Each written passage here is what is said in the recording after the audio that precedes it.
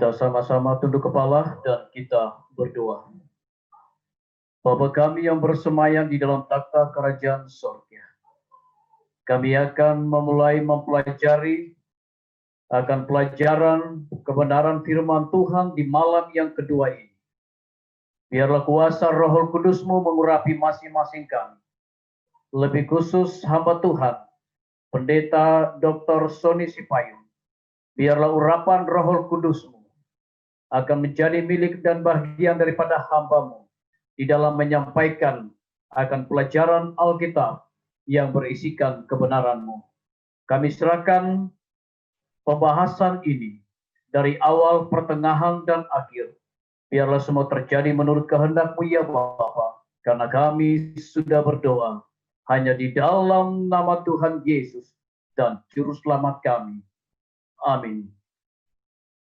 Anda dapat mengirimkan permintaan doa atau pertanyaan melalui kolom chatting di Zoom, YouTube, dan juga Facebook.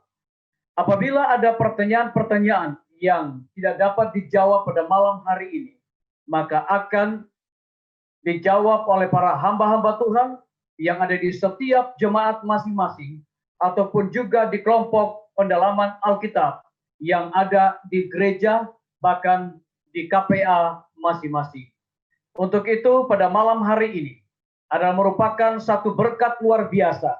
Kita akan mempelajari satu seri pelajaran Alkitab dengan judul Allah, karakter Allah, yang akan disampaikan oleh hamba Tuhan, Pendeta Dr. Sony Sipayung.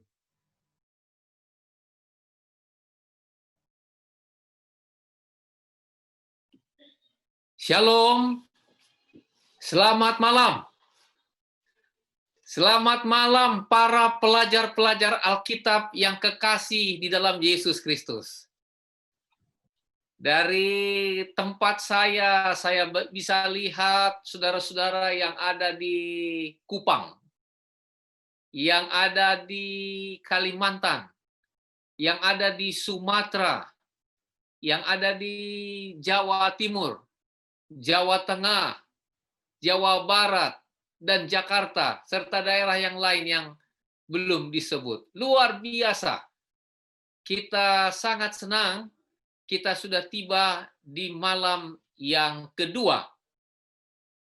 Kemarin malam kita sudah belajar tentang penuntun yang membawa kita kepada keselamatan. Alkitab yang menuntun kita kepada keselamatan. Di tengah-tengah COVID-19, ketika banyak orang menjadi cemas, takut, gelisah, kita bersyukur kita punya waktu untuk belajar kepada penuntun yang membawa keselamatan. Saat kita buka lembaran Alkitab ini, kita lupa itu COVID. Yang kita ingat hanya Yesus Kristus, Tuhan Juru Selamat kita. Amin. Saya pikir itulah yang menjadi acuan bagi kita. Saya teringat akan cerita yang sudah sangat tua. Ketika seorang muda mencoba lewat di satu tempat, lalu dia lihat seorang tua yang duduk di tepi Sungai Gangga. Lalu orang muda ini menegur bapak tua yang duduk di pinggir Sungai Gangga. Dia duduk di sampingnya, lalu dia bertanya, "Bapak,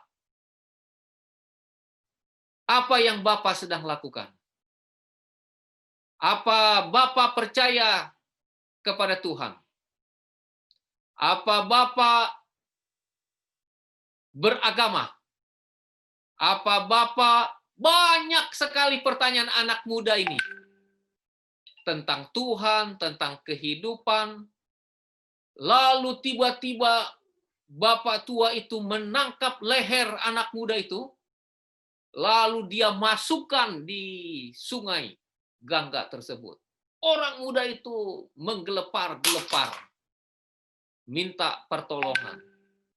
Lalu bapak tua itu katakan, kalau kamu mau mencari Allah, kamu harus mencarinya seperti kamu mau lepas dari air yang menutupi wajahmu tadi. Demikianlah baru kamu akan menemukan Allah. Nah, saudara-saudara, dengan kata lain, Bapak ini mau tekankan kepada anak muda itu bahwa tidak gampang untuk mencari Allah. Tidak gampang untuk mencari keselamatan. Tidak gampang untuk mengetahui kehendak Tuhan. Dibutuhkan kesungguh-sungguhan. Nah, kita berterima kasih. Kita semua yang hadir malam hari ini adalah orang-orang yang sungguh-sungguh mau mencari Tuhan.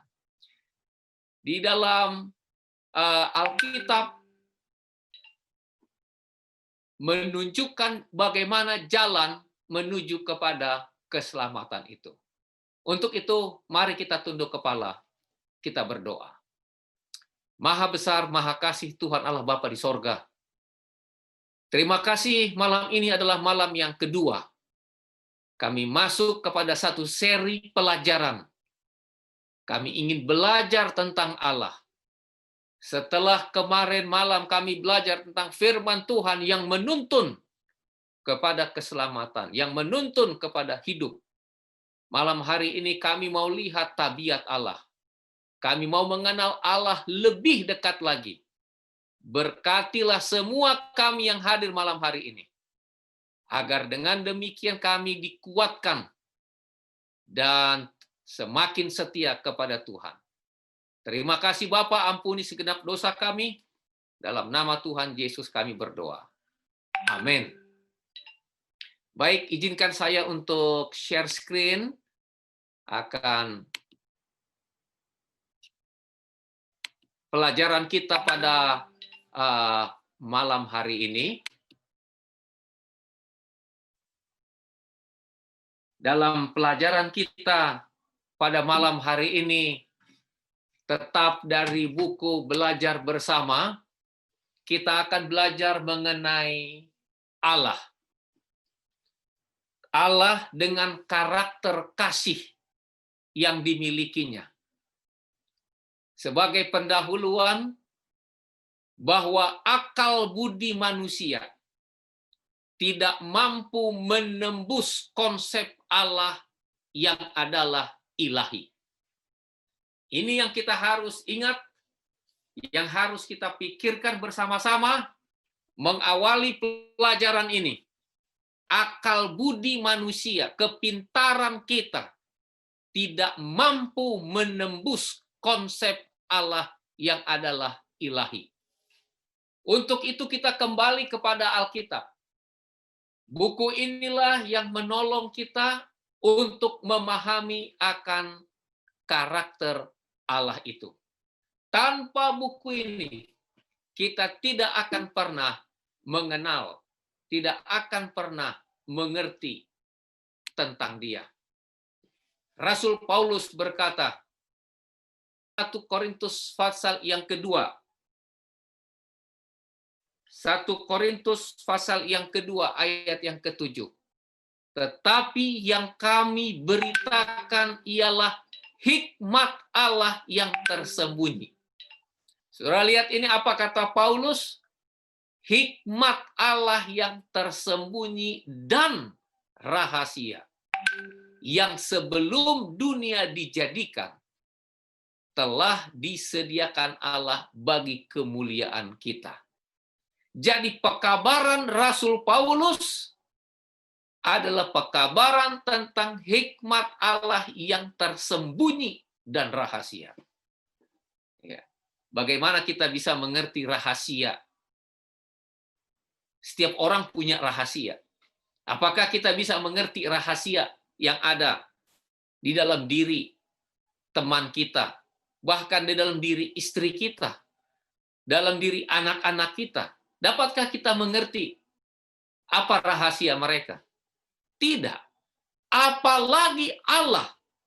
Apalagi hikmat Allah. Itulah kata Paulus yang diberitakan. Jadi sungguh luar biasa ketika kita belajar akan firman Tuhan ini, sebab hikmat Allah yang tersembunyi dan rahasia itulah yang akan dikupas. Maka tidak heran banyak orang yang salah mengerti, banyak orang yang coba menafsirkan menurut pemikirannya masing-masing. Mereka lupa bahwa ini adalah hikmat Allah, kata Paulus, yang diberitakan. Allah di dalam kasih-Nya dan panjang sabarnya menjangkau kita melalui Alkitab. Di dalam kasih-Nya dan panjang sabarnya,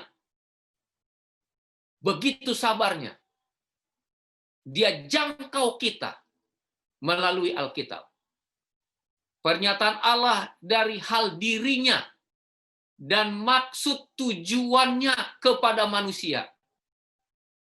Jadi Allah berupaya menjangkau manusia untuk memberitahukan tentang dirinya dan maksud tujuannya kepada manusia. Bukan manusia yang datang kepada Dia, tetapi Allah dalam kasih-Nya dan panjang sabarnya yang datang kepada kita. Luar biasa. Sama seperti pada waktu Adam dan Hawa sudah jatuh ke dalam dosa, mereka bersembunyi. Bukan Adam dan Hawa yang pergi mencari Tuhan,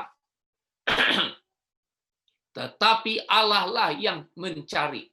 Adam, Hawa, di manakah engkau? Jadi saudara lihat ini konsep bagaimana Allah menjangkau, mencari manusia. Mazmur 90 ayat 2.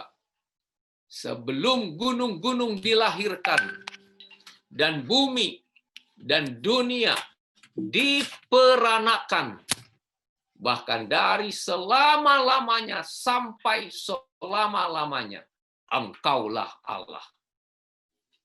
Jadi Bapak Ibu, saudara-saudara lihat bagaimana mungkin kita dapat menjangkau Allah, memahami Allah? Sangat tidak mungkin. Tapi Allah lah yang menjangkau kita. Sebab sebelum gunung-gunung dilahirkan, kata Raja Daud, bumi, dunia diperanakan, bahkan dari selama-lamanya sampai selama-lamanya, Engkaulah Allah. Allah yang adalah kekal dari dahulu sampai sekarang, sampai selama-lamanya.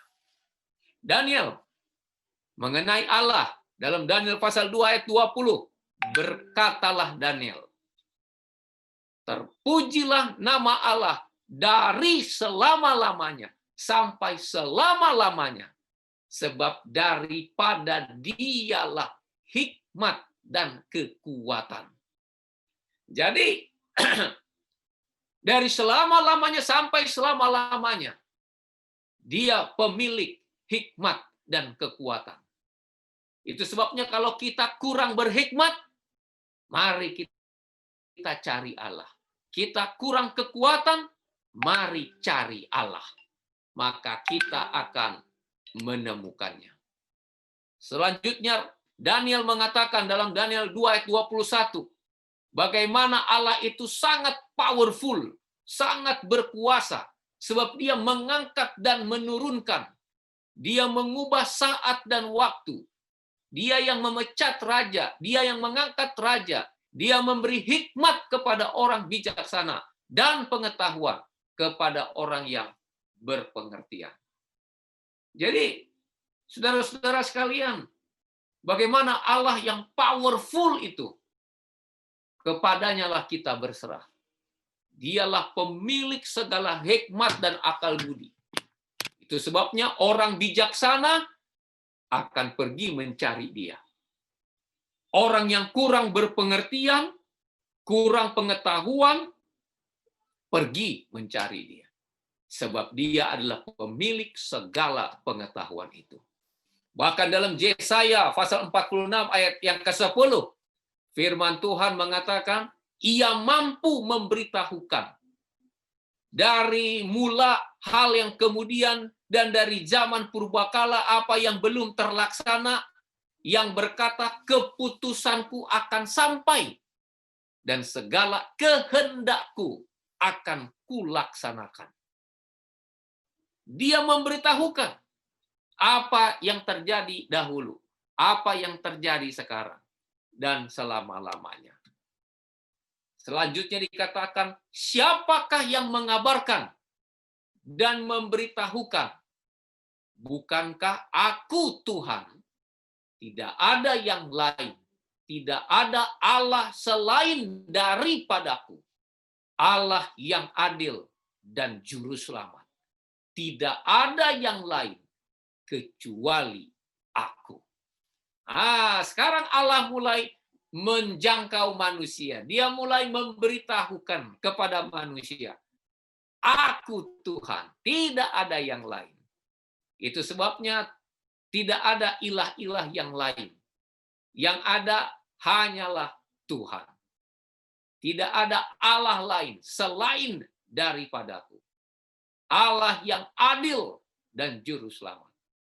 Kalau kita mau mencari keadilan, bukan pergi di pengadilan, tapi pergi kepada Allah. Kalau kita rindu untuk diselamatkan, kita pergi kepada Allah. Sebab dia juru selamat kita. Tidak ada yang lain kecuali aku, firman Tuhan. Jadi dengan demikian kita lihat malam hari ini Allah memperkenalkan dirinya, tidak ada yang lain kecuali aku. Untuk itulah mengapa kita perlu untuk memahami tentang Allah ini. Mazmur 33 ayat 6 kembali Raja Daud mengatakan, oleh firman Tuhan langit telah dijadikan. Oleh nafas dari mulutnya segala tentaranya. Oleh firman Tuhan langit dijadikan. Dengan firman Tuhan telah jadi segala langit dan segala tentaranya pun telah jadi dengan hawa mulutnya. Berulang-ulang ini kalimat tersebut. Nah sekarang setelah dia memperkenalkan siapa dirinya, dia adalah Allah yang maha besar. Allah yang ajaib. Dia perkenalkan siapa dirinya. Sumber hikmat pengetahuan. Maka kita lebih mendalam. Melihat sifat-sifat daripada Allah itu. Tuhan tidak seperti siapapun yang pernah kita kenal atau bayangkan. Ia tidak dapat diperbandingkan. Bahkan tidak ada kata manusia yang bisa adil untuk menggambarkan Allah kita yang kudus. Ini kita harus sangat mengerti. Banyak orang coba mengajar mengenai Allah dari namanya, dari sifatnya, dari ini itu. Roh Kudus diperbincangkan, direndahkan. Allah Anak, Yesus Kristus direndahkan. Trinitas dibahas, dikupas dengan konsep manusia. Padahal dia tidak dapat diperbandingkan.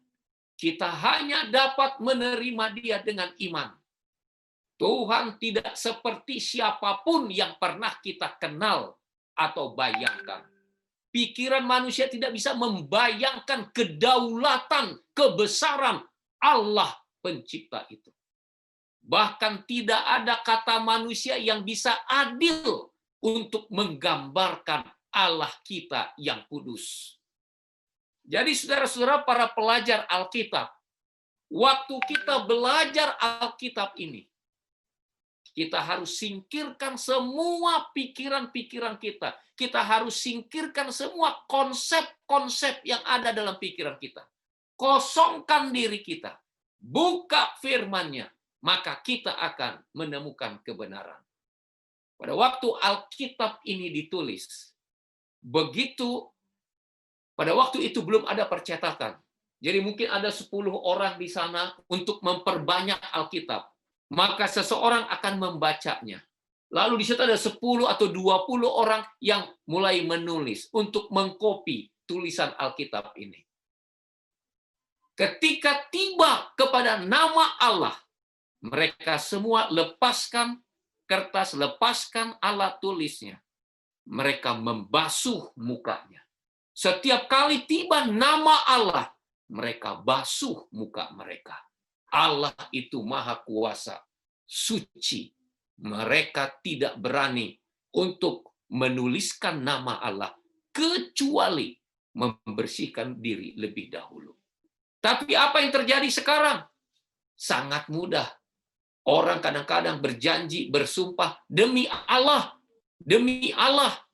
begitu mudah menyebut nama Allah yang adalah maha kuasa dan maha besar itu. Jadi kepada kita para pelajar Alkitab, mari kita hormat kepada Allah ini. Karena tidak ada kata manusia yang bisa adil menggambarkan Allah kita yang kudus. Mazmur 147 ayat 5. Besarlah Tuhan kita, kata Raja Daud, dan berlimpah kekuatan, kebijaksanaannya tak terhingga. Lihat itu, kebijaksanaannya tak terhingga. Jadi kalau kita mau punya kebijaksanaan, hikmat seperti Salomo, orang yang paling berhikmat, manusia yang paling berhikmat di dunia, dia dapat hikmatnya itu dari Allah. Jadi kepada Allah lah kita harus datang. Raja Daud selanjutnya mengatakan, oleh firman Tuhan, langit telah dijadikan. Oleh nafas dari mulutnya, segala tentaranya. Jadi langit dijadikan oleh Allah. Yohanes pasal 5 ayat 26. Allah memperkenalkan dirinya bahwa ia memiliki hidup. Dia tidak bergantung kepada oknum yang lain. Dia punya hidup.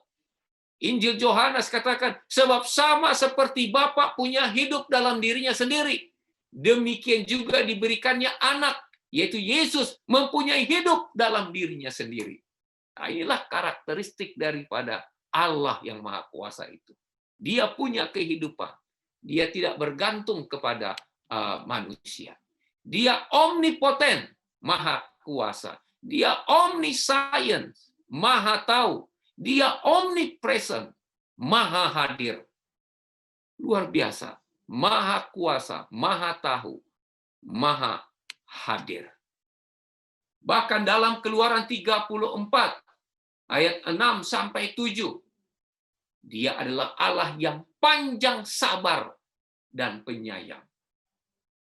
Berjalanlah Tuhan lewat dari depannya dan berseru, Tuhan, Tuhan Allah, penyayang dan pengasih, panjang sabar, berlimpah kasihnya dan setianya.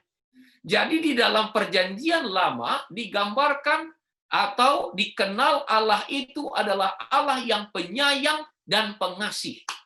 Allah yang panjang sabar, berlimpah kasihnya dan setianya. Dialah yang meneguhkan kasih setianya kepada beribu-ribu orang yang mengampuni kesalahan, pelanggaran, dan dosa. Inilah Allah yang kita kenal. Dia perkenalkan dirinya sebagai Allah yang penyayang, pengasih. Saudara-saudara sekalian, para pelajar Alkitab, kalaupun ada dosa pelanggaran kita, kekurangan-kekurangan kita, ingat bahwa Allah itu adalah Allah yang penyayang, pengasih, panjang sabar, berlimpah kasihnya dan setianya. Jangan segan-segan datang kepada Dia. Jangan segan-segan akui kesalahan kita, minta pengampunan kepadanya. Pintu rahmatnya terbuka, tangannya cukup panjang untuk menjangkau kita. Panjang sabar, berlimpah kasih, dan setianya. Bahkan Paulus katakan kepada jemaat di Roma, dalam Roma 11 ayat 33, dia itu penuh dengan hikmat. Oh, alangkah dalamnya kekayaan, hikmat, dan pengetahuan Allah. Sungguh tak terselidiki keputusan-keputusannya. Sungguh tak terselami jalan-jalannya. Tak akan mampu pikiran kita manusia untuk menyelami keputusan-keputusan Allah. Jalan-jalannya sungguh ajaib. Ulangan pasal 7 ayat 9 juga memperkenal bahwa dia adalah Allah yang setia. Iya. Penyakit manusia saat ini adalah kurang setia. Banyak masalah di dunia ini muncul karena ketidaksetiaan. Tetapi Allah kita adalah Allah yang setia. Sebab itu haruslah kau ketahui bahwa Tuhan Allahmu, dialah Allah, Allah yang setia, yang memegang perjanjian dan kasih setianya terhadap orang yang kasih kepadanya dan berpegang pada perintahnya sampai kepada beribu-ribu keturunan. Ini kabar baik bagi kita. Dia adalah Allah yang setia, dia berpegang pada perintahnya. Kalau dia katakan, jikalau kamu mengakui segala dosa-dosamu, maka ia adalah yang setia, dia akan mengampuni. Dia pasti mengampuni. Aku akan buat kamu menjadi putih seperti salju. Dia akan lakukan itu. Karena Allah adalah Allah yang setia. Dia Allah yang kita percaya. Seorang penulis bernama Awe Ping, dia katakan begini, ini kesaksian manusia. Tuhan itu benar. Firman janjinya juga benar dalam semua hubungannya dengan umatnya. Allah setia. Dia pasti bisa diandalkan. Tidak ada orang yang pernah benar-benar percaya kepadanya akan merasa sia-sia. Tentunya Awe Ping ini adalah orang yang sudah merasakan akan kuasa Tuhan. Kesaksiannya Tuhan itu benar. Jadi, saudara-saudara para pelajar Alkitab, dia bisa diandalkan. Waktu kita kecewa, dia diandalkan. Ketika kita cemas, dia diandalkan. Ketika kita merasa ketakutan, dia diandalkan. Tidak ada orang yang pernah benar-benar percaya kepadanya akan merasa sia-sia. Apakah kita hidup, apakah kita akan mati, dia adalah Allah yang setia. Dia tidak akan mengecewakan kita. Yeremia 31 ayat yang ketiga, Nabi Tuhan ini mengatakan, dari jauh Tuhan menampakkan diri kepadanya. Aku mengasihi engkau dengan kasih yang kekal. Sebab itu aku melanjutkan kasih setiaku kepadamu. Nah, lihat itu, dari jauh. Aku mengasihi engkau dengan kasih yang kekal. Kasihnya bukanlah kasih seperti yang dimiliki oleh manusia. Bukanlah kasih emosi. Bukanlah kasih yang sementara. Tapi kasih yang kekal. Kasih setiaku kepadamu.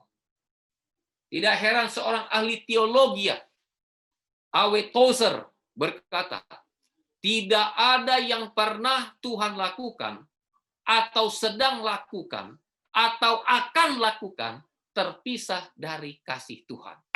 Jadi mulai dahulu apa yang dia pernah lakukan, yang sekarang dia lakukan, dan yang akan nanti dia lakukan, tidak ada yang terpisah dari kasih Tuhan.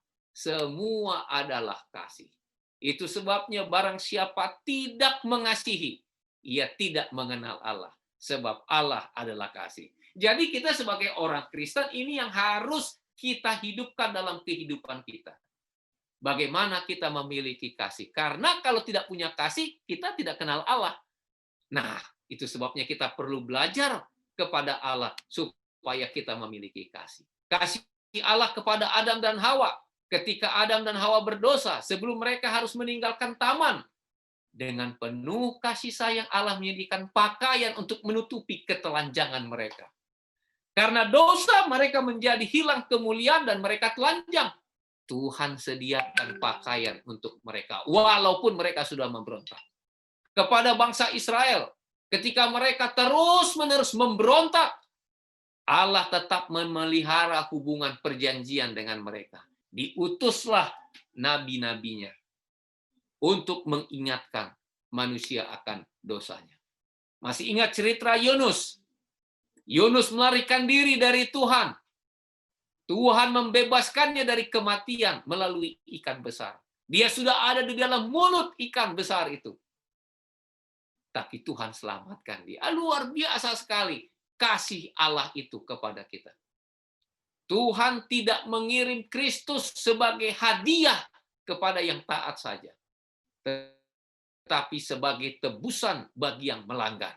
Kita melihat Yesus menunjukkan kasih-Nya sepanjang hidup dan pelayanannya.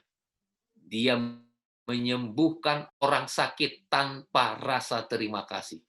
Orang sakit, orang itu sembuh, pergi. Tanpa ucapan terima kasih, dia tetap lakukan. Dia menunjukkan kerendahan hati meskipun dia adalah raja segala raja. Bahkan ketika berada di kayu salib, Yesus berdoa untuk pengampunan dari orang-orang yang menempatkan dia di sana.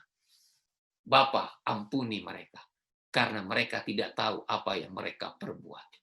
Dia dihina, dicambuk. Allah sang pencipta itu. Dia menunjukkan kerendahan hati. Dia adalah raja segala raja. Tapi dia dianiaya oleh manusia. Sungguh luar biasa. Itulah kasih Allah. Ketika Yesus membasuh kaki murid-muridnya, dia mengambil peran sebagai hamba. Menempatkan kebutuhan orang lain di atas martabatnya sendiri. Dia memerintahkan para pengikutnya untuk melakukan hal yang sama. Dia mengatakan untuk mencintai tetangga kita dan juga musuh kita. Namun tugas ini tidak membebani karena cinta adalah buah roh. Luar biasa sekali ajaran daripada Allah kita itu. Tidak heran Gary J. Williams dalam sebuah tulisan dia katakan, kata-kata cinta sejati yang kita miliki dalam Alkitab, jika kita benar-benar memilikinya. Nah, ini dia. Kata-kata kasih di dalam Alkitab, jika kita benar-benar memilikinya, akan tinggal di dalam kita. Dan tidak akan kembali kosong. Karena melalui mujizat kasih karunia kita membuat refleksi sekilas tentang kasih Allah yang tak terukur, yang dapat dilihat oleh orang lain dalam hidup kita. Itu pengakuan dari Jerry William. Hal yang lain yang perlu kita sadari tentang Tuhan kita itu. Dia adalah pemilik alam semesta. Tuhan adalah pemilik alam semesta. Meskipun Alkitab memberitahu bahwa kita sejak lama kepemilikannya ditantang. Lucifer, salah satu makhluk Tuhan yang paling indah, memberontak melawan dia. Si ciptaan memberontak kepada si pencipta dan menjadi setan, musuh Allah. Dia mengakui, merebut milik Tuhan. Dan itulah sebabnya dia disebut penguasa dunia ini. Setan menggoda untuk ikut manusia memberontak terhadap pemiliknya. Manusia memberontak akhirnya, dan dengan demikian datang di bawah kekuasaan setan. Hal inilah yang telah menyebabkan banyak penderitaan dan ketidakadilan yang muncul di dunia ini. Itulah sebabnya dosa muncul. Maka tidak heran, saudara-saudara sekalian, mari kita datang kepada Tuhan. Karena dialah yang empunya bumi serta segala isinya, dunia serta yang diam di dalamnya, kata Raja Daud. Langit menceritakan kemuliaan Allah. Cakrawala memberitakan pekerjaan tangannya. Bagaimana dia bekerja, menciptakan, dan memelihara alam semesta ini. Malam hari ini ada undangan dan janji daripada Allah kepada kita. Mazmur 34 ayat 1 sampai 4 di bahagian akhir pelajaran kita ini.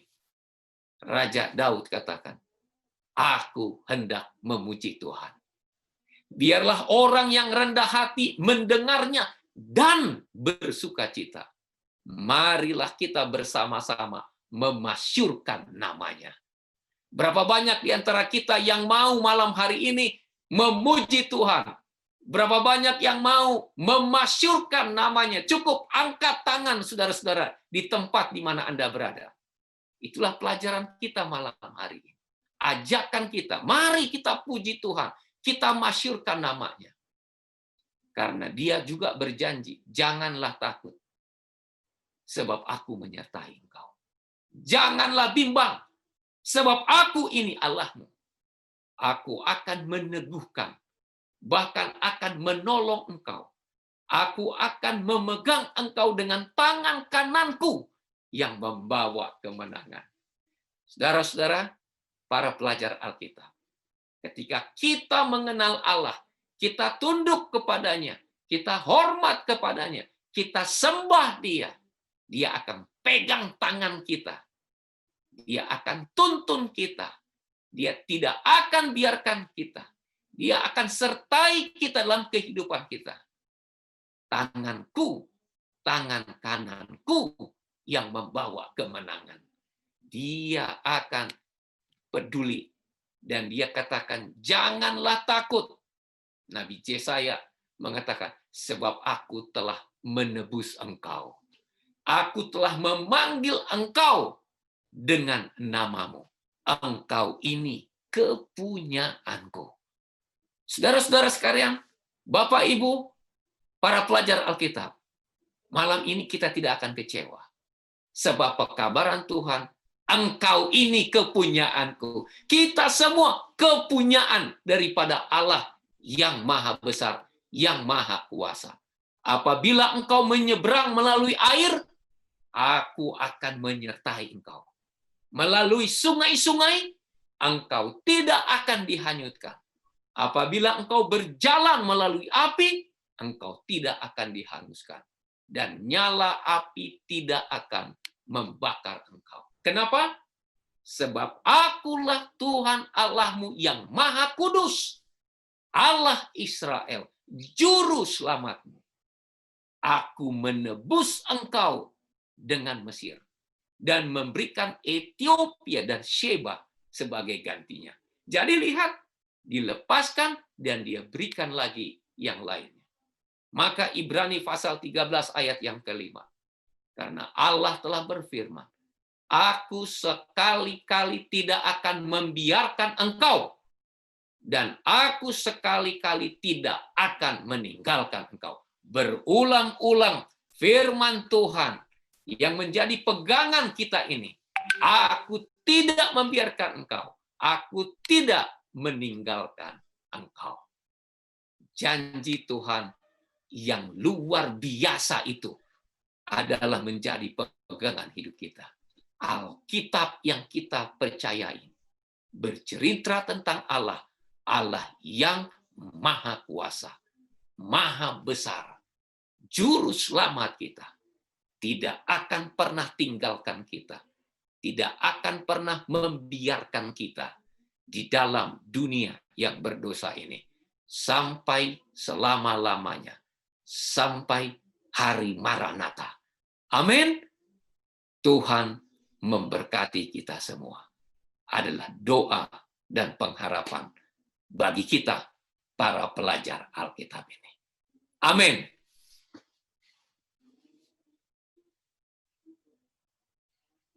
Terima kasih atas pembahasan yang sangat luar biasa dan sangat jelas bagi kita semua pada malam hari ini.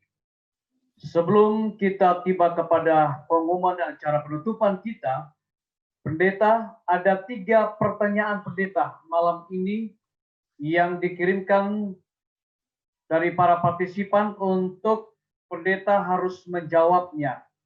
Yang pertama adalah, apa perbedaan mendengarkan firman Tuhan dan belajar Alkitab? Itu pertanyaan yang pertama. Satu-satu. Yang kedua adalah... Mungkin satu-satu saja kita jawab. Oke, silakan, Pendeta. Ya, sekali lagi, apa beda? Mendengarkan firman Tuhan dan belajar Alkitab.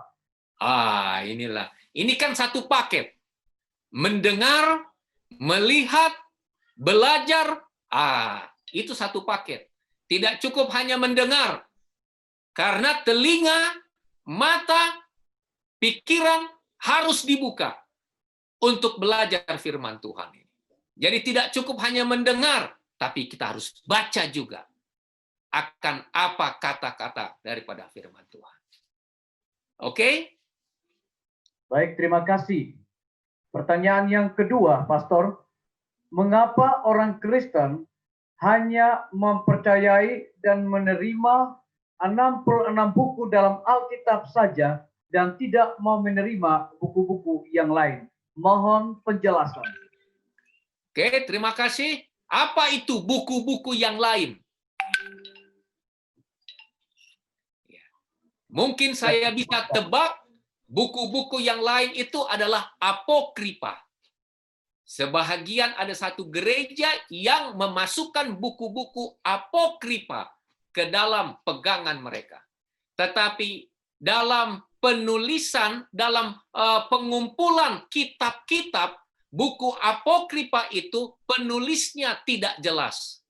Sehingga di dalam seleksi penulisan Alkitab ini, buku-buku itu tidak dimasukkan karena penulis tidak jelas dan pekabarannya juga tidak jelas. Pertanyaan yang ketiga. Waktu Yesus di kayu salib, dia berdoa, ampuni dosa mereka. Pertanyaannya adalah, mereka itu siapa? Apakah orang di sekitar kayu salib pada waktu itu atau yang mana? Mereka? Mari kita lihat peristiwa pada waktu disalib. Siapa sajakah orang-orang yang ada di salib? Di sana ada Yesus, di sana ada murid-muridnya, di sana ada orang Farisi, ada orang Saduki, ada penguasa-penguasa Roma. Pada waktu dia disalibkan, dia berdoa kepada Bapa, ampuni mereka. Siapa mereka? Mereka yang menyalibkan Yesus. Siapa saja yang terlibat dalam penyalipan itu, Yesus berdoa kepada Bapanya, ampuni mereka, sebab mereka tidak tahu apa yang mereka perbuat. Jadi mungkin itu juga adalah orang-orang Roma, tentara-tentara Roma, pembesar-pembesar Roma, mungkin orang Farisi, orang Saduki yang membenci Yesus. Mereka, Tuhan katakan, dia dalam doanya kepada Bapaknya, ampuni mereka. Ini menunjukkan kasih Allah yang luar biasa. Walaupun dia akan dibunuh lewat salib pada hari itu. Tapi dia berdoa, ampuni mereka. Mampukah kita berdoa kepada Tuhan, ampunilah orang-orang yang membenci kita? Ini prakteknya.